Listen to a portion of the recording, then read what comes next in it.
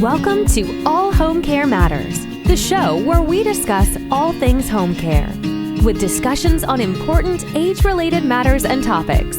Brought to you by Enriched Life Home Care Services, the #1 rated home care provider in Michigan by Top Rated Local.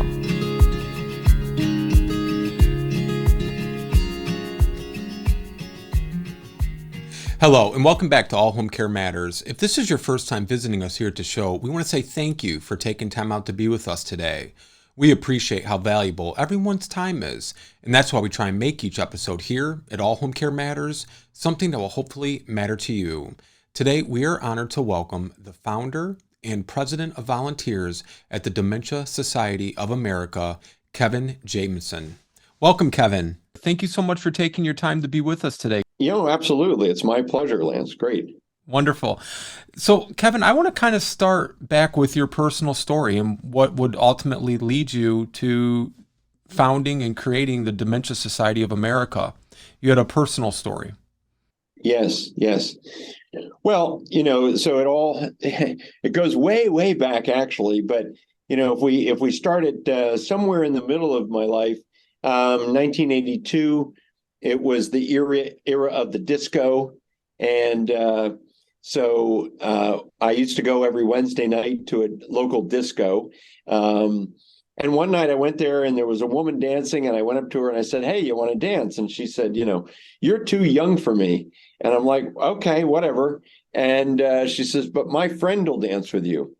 And her name was Ginny. That was Ginny. And it ended up that Ginny and I, danced that night, and we never really left each other's side at that point. We ended up getting married. She had 2 kids already, so that was kind of an instant family. Just add milk and stir, and so we had a fantastic relationship. And in the early 2000s, however, Ginny began to have what I would call a very caustic personality, and it was out of character for her. Mm-hmm. And she was a very bubbly, vivacious woman, big smile. People loved to be around her. She would talk to anybody, but yet she was becoming this kind of a caustic individual, and I didn't know why. And it got so bad that I went and rented a storage locker in the likely event at that time that I would have to move out. I mean, it was that bad. And we ended up going to a marriage counselor. I asked Ginny if she would go, and she went. And for several months we did this, maybe longer. And the counselor pulled me aside and said, "Kevin, I know Ginny loves you, and you obviously love her, but there's something else going on. I can't put my finger on it." And that really didn't tell me too much, but it did give me a clue anyway that there was something going on. And then we went out to dinner one night to a restaurant that we'd been to before called the Indian Spice Grill. And we walked in. I remember the hostess, so I said hello to the hostess by name. We sat down, and Ginny said, "How do you know that woman?" I said, "Well, last time we were here, I remember her name, and she had an unusual name." And Ginny just looked at me and said, "I've never been here before." And I'm like, "Oh, yeah, sure we have. I can tell you where we sat, what we've eaten previously." And she just, "No, I've never been here before." And she said, "You must have been here with another woman." Wow. And at that very moment, I knew that, it was more than just a relationship issue. It really must have been a cognitive issue of some kind. And, at that very moment, I didn't know what it was. Or why it came to be that way, but that started the trajectory of, seeking answers, and, they were hard to come by, but, years had gone by, and we finally, we went to many doctors, many therapies, many different things, but, we ended up at a great university teaching hospital, and, they gave her a diagnosis of dementia. And even, at that time, they couldn't tell us precisely what was the cause of the dementia, but, absolutely it was progressive. And so a lot of care planning had to be established. So that's when I hired a care manager. And, the care manager helped me put in place in-home care. And ultimately, somebody had to move into the house to look after her while I was away, when I was traveling for work. And then that became unsafe, to the point where she really was going to be better off in a full-time dementia community. When, So we moved her into a full-time dementia community in 2009. Kevin, when you were at that doctor's appointment and you hear the words dementia, walk me through what that initial reaction was. Did you know much about dementia? Was it a foreign word to you? Was it shocking, or was it more of a relief now that you're getting some answers? What was that all like? Yeah, I mean, in some ways it was a relief because, but yet, I had all along that way, and this took several years before we got to that point, had been researching and looking into, what might be going on. But it became pretty self-evident that there was some progressive cognitive impairment going on. And, all of the things that I was experiencing as a result of her changes, things that I was seeing, were at that point pretty obvious that there was, a dementia going on. And I was familiar with the term, obviously, but, really didn't know what it would mean to us long term, because every day, every week, every month, there was a new change. And Ginny was fairly, lacking in self-awareness. So it was really up to me to figure that out. And, when we came out of the doctor's office that day, she just turned to me and said, where are we going for lunch? And so I knew that at that moment, she didn't want to look backwards. She wanted to look forwards. And, she really never talked about her own dementia diagnosis. But, I took that as a clue. And that's when we, immediately started booking trips, and we went to China, we went to India, we went to Egypt, we went to France and other parts of Europe and Scandinavia. And over many years, we just traveled the world, while, before it got to the point where she couldn't travel as much anymore. Did did your kids were they aware of these changes as well? Yes. I mean, Yeah. neither one of the children were living at home, right? They'd grown Sure. up and they had long left the house. But um, yeah, I mean, they were remote, but they could tell when they got together or talked on the phone that there was something going on. But, really the only person that really knows what's going on is the person living Yeah. with the other person. Yeah. And, doctors can't see it. They don't have enough time to really investigate and get into the details of it. Friends, neighbors, relatives, they'll see bits and pieces of it, but they might, kind of write it off and say, oh, maybe it's regular aging, or, they don't really know. So, they can't really put the pieces together like the person who's living with the individual who is living with dementia. Right. Well, and I know one of the things we encounter constantly with the families that we help is they get a diagnosis from the doctor, from their hospital, wherever it is they may be being seen at, and they leave there, and that's really all they left with was a diagnosis, not the support, not the how to, not the resources. And at some point, you were probably looking for some more resources as this progressed with, Jenny. What ultimately led you to the creation of the Dementia Society of America? Well, it really was, because there are some organizations that have been around a long time in this space, but Sure. there wasn't really a dementia organization, somebody with dementia in the name, right? Right. There were the subsets, right? So you've got Alzheimer's disease, you've got Lewy body dementia, you've got vascular dementia or strokes, you've got, frontotemporal dementia. So there are organizations that have been around, you know, prior to us, Sure. but nobody was the Dementia Society in the same way that there was a Cancer Society, And so I felt like the real need was in educating the public around what dementia is and isn't. Right. because almost everybody was associating dementia with Alzheimer's disease. And although that's a big part of the community and the landscape of conditions, it's not the only thing that causes dementia. And unless you know that there are other causes, you're not looking for those other causes. Right. So, the treatment plan can be slightly different. Certainly the trajectory of care can be slightly different.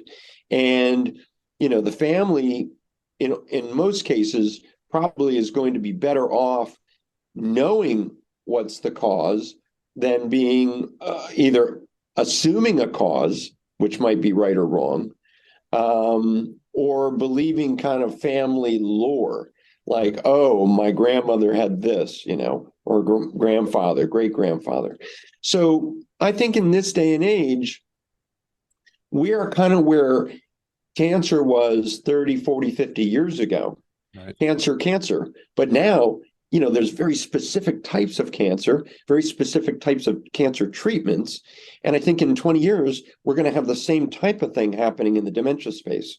Absolutely. And just to follow up on, the different types, people really don't have an understanding most often that there are several different variations of types of dementia that you could have. In fact, I was talking to somebody recently and they said, well, no, my mom doesn't have dementia. She has Alzheimer's. And I said, well, you can't have Alzheimer's and not have dementia, but you can have dementia and not have Alzheimer's, but it doesn't work the other way around. And, and I think just, the work that you guys are doing to try to help raise awareness, provide these resources. In fact, on your main page, big bold letters, we are here to help, right? Because you're here to provide them with those resources, the education, workshops. And I really wanted to touch on this. I love the fact that you guys have memorials. I think that is such a great way, to honor your loved one after their passing by setting up a memorial and having a memorial for them. I don't know that too many people think to do something like that. Do you see a lot of families utilizing the memorials? Oh, absolutely. Yeah. It's hundreds and hundreds and hundreds of people have utilized the memorials, thousands maybe. But at the end of the day, it enables families to come together and talk about their loved one because they can put images and memories up there. And not, have this taboo or stigma, hovering over the family on the subject. Right. I mean, would we ever feel that way about cancer these days? We would respect the fact that somebody passed from cancer and whatever cancer that was. But because dementias, the dementias, plural, are so tied up with of who we are, right? Our brain is the thing that drives who we are. If I have melanoma on my skin, it doesn't change necessarily how I speak and how I interact with people. But with dementia, that's different. And so there's this terrible stigma and taboo. But the reality is, if you don't talk about it, there's a lot of negatives that come out of that. Right. And so I really firmly believe, and one of the reasons why we do so much in this area is to get people to talk openly and to have a sense of hope. Not that there's going to be like some immediate cure or reversing of a dementia, but hoping that there's an ability to still love the person and for that person to still be loved, that person to still experience life, and the family to gather to be with that person, and vice versa. And so, unfortunately, in a lot of cases, when somebody does get a dementia diagnosis, or maybe even prior to that, a lot of family and friends kind of fade away. Right. And, that's when you really need people to come together. Right. So we're wanting to make it more mainstream in how people talk about it. And that's why we're very open and, and at least we look at the glass half full, not half empty. Yeah. Yeah, absolutely. And, you and I spoke previous to this interview, and I was sharing one of the passions I'm most adamant about is social media and dementia. And I know, the Dementia Society doesn't like to share photos, and I think that's very commendable.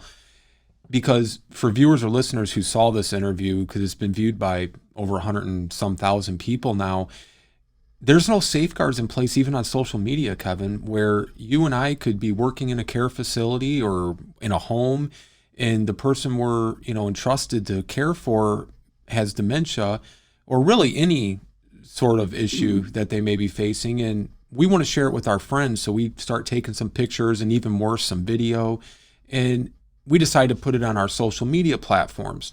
The family's probably never going to know it's there because we're probably not connected in that way. And the person that we're taking advantage of and really exploiting, they're not going to know it because they're advanced in their dementia. Why doesn't social media take a greater stance in protecting these individuals like they do on these other topics and, societal issues? Why do you think that is? Is that a lack of awareness, a lack of interest, respect? Yeah, I don't think people are thinking about it. I don't think, at the end of the day, social media is a self-publishing platform, Right. right? Whether it's Facebook or Twitter or Instagram or any number of other social media platforms out there. I think most people probably mean no harm, right? I mean, that's my gut feel, right? They mean no harm. There are people that they don't mean harm, but they don't realize the negative consequences of what they're doing. Exactly. And they, would, in a respectful way, is it okay to post somebody's image? Hopefully there's somebody at one point in time said, yes, you can post my image. And a lot of times when you move into care communities, they have you sign off on that. Right. Like, hey, we can use your image. And so, there are times when it does happen. They may gather around a bowling event, or they may gather around, a holiday or celebration dinner, and they want to share that they're having good times, right? Right. And I think that's all fair, but it's like anything else. There's negative everything out there, and negative tends to attract eyeballs. Right. So, it's not something that's going to be easily suppressed. And, social media companies are pretty good about having things taken off the site if they're found objectionable. So we even get people who post things to our social media that is totally objectionable, and we're removing that content as fast as it goes up. Now, not to put you on the spot, but just would like to hear you your. Will anyway. Okay. What would you? Take any question. Okay, so our whole premise of this discussion on the ethics of dementia and social media was around the ability of a person with dementia to provide consent. And we had a person on the panel, Dr. Jennifer Butte, who you may be aware of. She's actually a retired physician who diagnosed herself with dementia, then stepped away from practice. She was the only person on the panel with dementia, and her take was, whether it's positive, negative, whatever the reason that you're posting that person with dementia on social media, it doesn't matter, because consent is consent, regardless of the motivation or the purpose. What would your take on that be? I think it depends. I don't think there's one easy answer, first of all. And that's why I'm asking you, because it's a gray area. Yeah, dementia's a sliding scale, right? So the area of consent and the ability to give consent, a consenting adult, so to speak, right? Does change over time with people living with dementia, or even just minor cognitive impairment that hasn't really evolved into what we would call dementia. Mm-hmm. So I think at the end of the day, care communities in particular, have to be very clear about the fact that when you come into a care community, first of all, is your likeness and image usable, for good purposes? And when it's not used for good purposes, somebody's got to call it out. Yeah.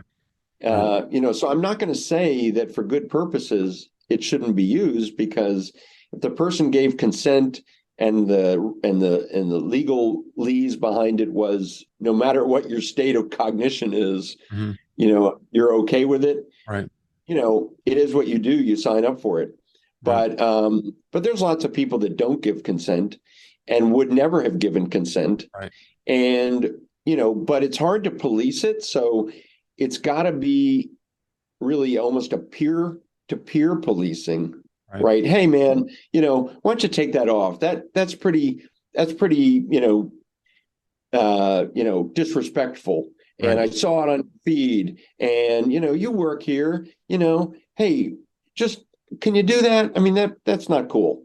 Right. I think if you get that peer pressure, peer to peer, that's going to be more successful than if you try to, and how can you really even police it in toto? Right. So, I'd rather have people be held to a higher standard and make sure that the people who are working for an organization know what that standard is.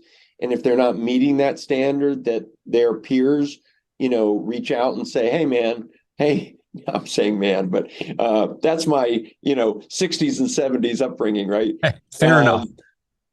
But it's like, hey, dude, come on, take that stuff down. That doesn't go here, Well, and I think it happens, Well, and I think part of the other troubles with it is you get the lay person, the person who maybe hasn't been touched by a family member being diagnosed with dementia or hasn't experienced it yet, and they stumble across some of this negative, exploitive, basically abusive, images and videos.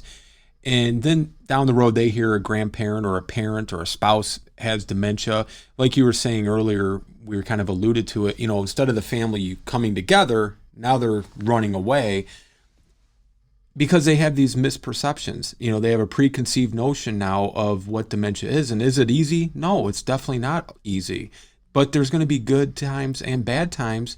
But at the end of the day, that individual with the dementia, they need all the support they can get from their family and loved ones. Yeah, no, absolutely.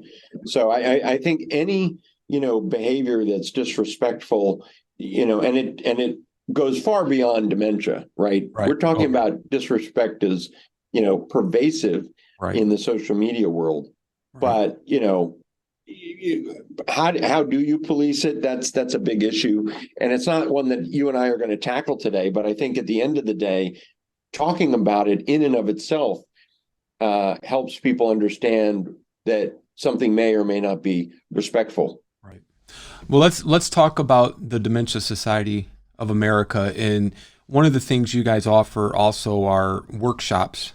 Do you want to kind of explain to our viewers and listeners how those workshops help them, educates them, and supports them? Sure. So we have two primary workshops that we do. One's called the Dementia Action Plan, 7 Steps to Take in the Face of Dementia. It's both a live TV show that we recorded. So we recorded it before a live audience, so to speak. And that's something that people can watch for free. It's a 1-hour show. It takes them kind of from the stem to stern in terms of dementia care planning. And then we have the Cognitive Action Plan, 10 Building Blocks to a Better Brain Health.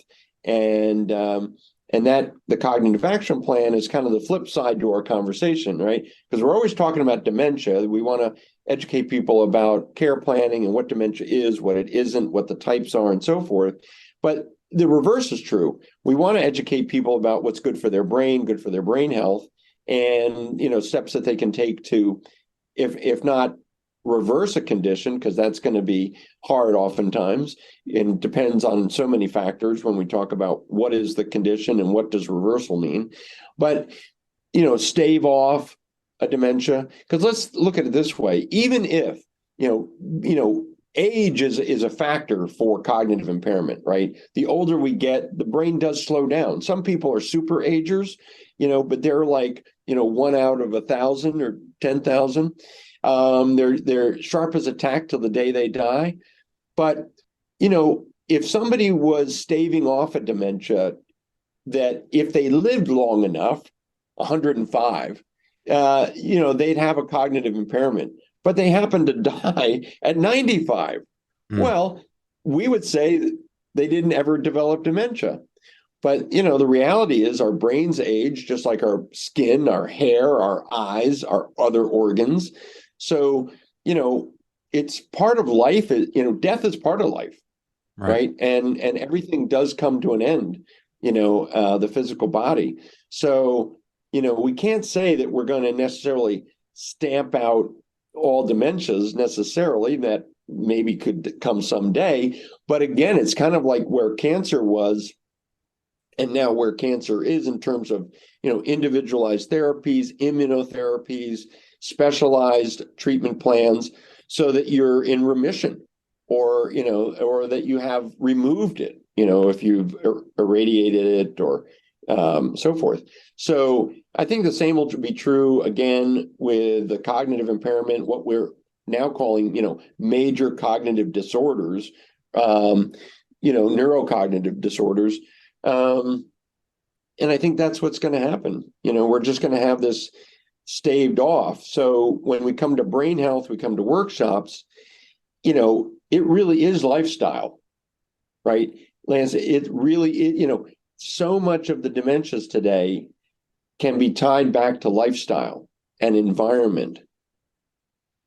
The genetic portion of most of the dementias is extremely, extremely small.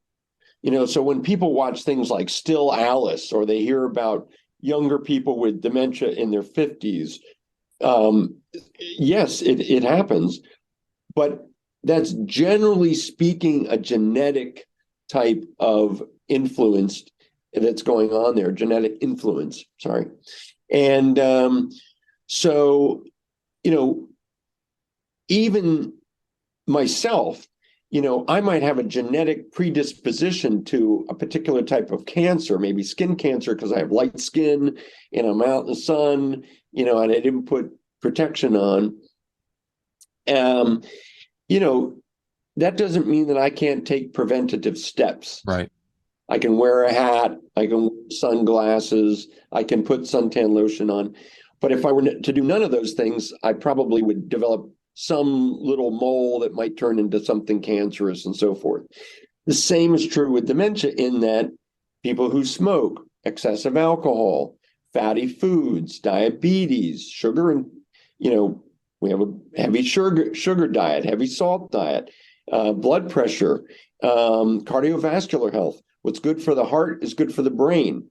So these are all things that make up a healthy lifestyle. Not to say that you will never get dementia if you cross all your T's and dot all your I's, Sure. But you can lower your risks, and that's the idea.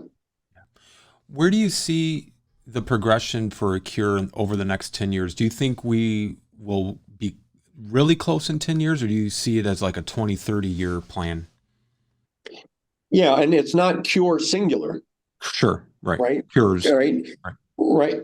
Yeah, I mean, are we going to, cure the genetic things that cause, frontotemporal dementia, Lewy body, younger onset, Alzheimer's disease? Those things have a heavy genetic component to them. So will they get in there and be able to make some genetic, tweaks? That's very possible, right?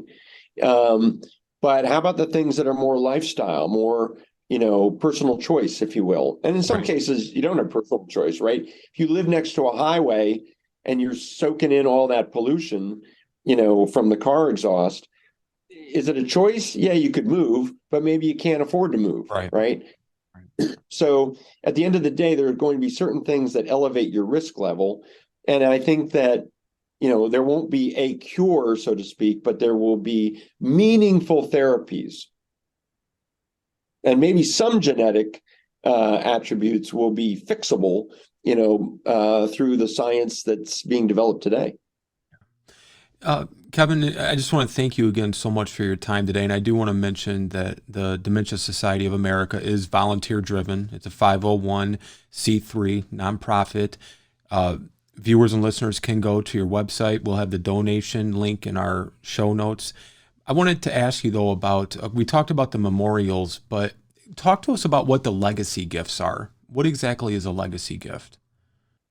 Yeah, I think a legacy gift is, just a commitment to the mission, right? Somebody that, maybe has been personally affected in some way. That's generally the case. It's been a spouse, it's been a mother, a father, an uncle, an aunt, a friend who's, developed some type of dementia, and they see the value in what we do, and they want to make that, an ongoing support of our mission. So a Okay. legacy gift might be, leaving, portion of your estate to us, or, providing monies from your IRA account if you're faced with required minimum distributions. People do that, and, we thank them for that, because that's a wonderful way to sometimes save taxes, but also, more importantly, support the mission. So And it's make a difference. people do it for a variety of reasons. Sure. And would you walk through the resources available on the website as well? No, we talked about the Sure. dementia We have a action lot plan and things. Yeah, I mean, most of the resources, Lance, that we're offering to people are going to be informational in nature. So we're giving them, accurate, detailed definitions of all the different types of dementia. That really, really helps. We have a booklet out called The Big Umbrella. It's a 16-page booklet. It's free of charge. You can request a print copy. You can read it online. We've given out tens of thousands of them. Wow. And they have been extremely useful to families, because they explain kind of a lot about dementia. And it's like in one 16-page booklet, they kind of learn, not all that they need to know, but a lot of what they need to know. It starts them on a journey, let's put it that way. So we're interested in getting people, to go on that journey to learn more.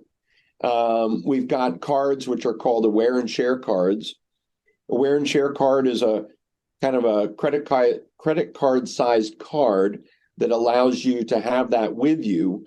So if you're the person living with dementia, or you're with a person living with dementia as a care partner, caregiver, you can carry that card and hand it to a flight attendant, hand it to a taxi driver, hand it to a waiter or waitress, server, and to an emergency room technician who's doing an intake, a police officer, a firefighter, ambulance driver, so that you can say, hey, this person or me, has a cognitive impairment. So here are ways in which you can communicate best with me.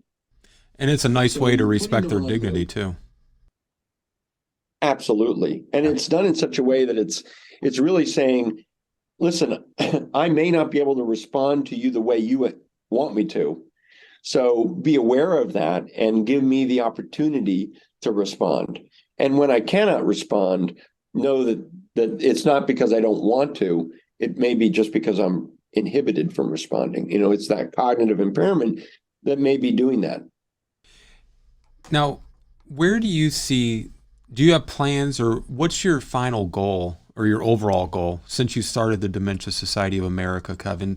Do you have an end target that you're hoping to accomplish at some point, or a plan that you're hoping to see fully executed, say, over the next 5-10 years? Well, I mean, if you boil it down, right, our mission is awareness. So awareness in all forms, right? So what would be an ultimate goal is that anybody that you walked up to on the street, could they explain what dementia is? It's a great goal. And if that happens, then there's a lot more acceptance. There's a lot more funding for the things that need to be funded. Today you can go to the milk counter or the supermarket and go to the milk aisle and find a pink ribbon, right, on milk. Right. Or you can get a pink garbage can because you're supporting breast cancer awareness. Well, it really should be no different when it comes to dementias. And so we want that kind of openness. We want that ability to talk to anybody and understand that they kind of get it, right? Because when they don't get it, then that's when they run away, right? It's fear, so they want to get away from it. But understanding brings so much kind of they are buying in, if you will, to what the notion of a dementia is, and they're saying to themselves, "Hey, I get it. This is a reality, and I shouldn't be fearful of it. More so, I should be respectful of it and understand what somebody's ability is and maybe their inability is, but focus on the ability part." Yeah. Well, and just talking about like the pink ribbons and things, we have several friends who have been on the show, involved in the dementia arena from Australia. And it's staggering to me that dementia is now the number one cause of death of women in Australia, more so than breast cancer. It's the second leading cause of men in Australia, and it's soon going to overtake the number one cause and be number one killer of men in Australia. Any insights into thoughts as to why? Oh yeah, no, it's pretty straightforward math if you think about it. So you've got an aging population, and age is a risk factor for any Sure. dementia, vascular dementia in particular, Alzheimer's. There are some new variants that, late LATE is one. You can find it on our website. But the more and more people know, the more and more they know about, the subtypes that are out there. And so at the end of the day, as the human population lives longer, you're getting more risk in the population for a dementia. And as you're able to fix heart disease, you're able to fix some cancers, you're able to fix or address some diabetes, all the things that might have or lung diseases, all the things that might have killed somebody, we're now addressing those. Right. So, the things that can't be addressed start rising to the top. So that number one, number two, number three position has been the way it is in all major economic countries. The World Health Organization today looks at it that way. And so dementia is, number two, number three in terms of overall cause of death in high economic countries. Yeah. I just think most people would probably not guess that though, right? And I think that goes back to the awareness factor. Yeah. Yeah. Yeah. I mean, at the end of the day, people often wonder, well, how does dementia cause one's death? Right. They don't understand that the brain, in all of its power, is kind of the weakest link at the same time. Right. And so as the brain tissue degrades through the course of a dementia, when we get down to, pumping our blood and breathing our oxygen and digesting our food and swallowing, those are things that, are kind of core evolutionary responses. But eventually, the brain says, I can't even do that anymore. Yeah. And that's when that stops. And that's the reason of the death. So, yeah, it's just it's a reality that we're living with right now. But I think it'll put more and more attention on dementia as it becomes number one in some areas of the world. Yeah. We're going to have the website here, dementiasociety.org, up on the screen as well in as well as in our show notes. Do you want to leave the viewers and listeners with any final thoughts?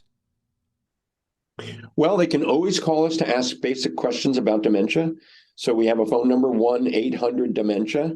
So it's really kind of straightforward and easy to remember that way, 1-800-DEMENTIA, dementiasociety.org. And, I always say, take the most meaningful actions today to create your best possible tomorrows. Right. And that means starting now. Right. And so just by listening to this and by, kind of following what you do as well and some of the great topics that you have, Thank you. People are taking action. And, it's those actions that give you a better future. Absolutely. Absolutely. And we all can play our parts.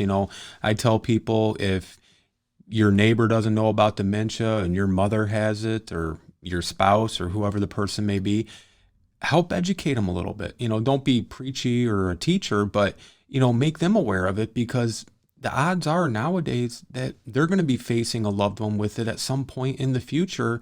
and it will just help them, like you said, take action today to have a better tomorrow. So we just appreciate all the tremendous work that you guys are doing at the Dementia Society of America. We'll have all of the links in our show notes as well as up on the screen. And it's been a real pleasure speaking with you, Kevin. Thank you so much for your time. Yeah, it's been my pleasure. Thank you. Have a great day. All right. Take care. Bye-bye. Thank you for joining us today here at All Home Care Matters. All Home Care Matters is here to help families as they navigate these long-term care issues.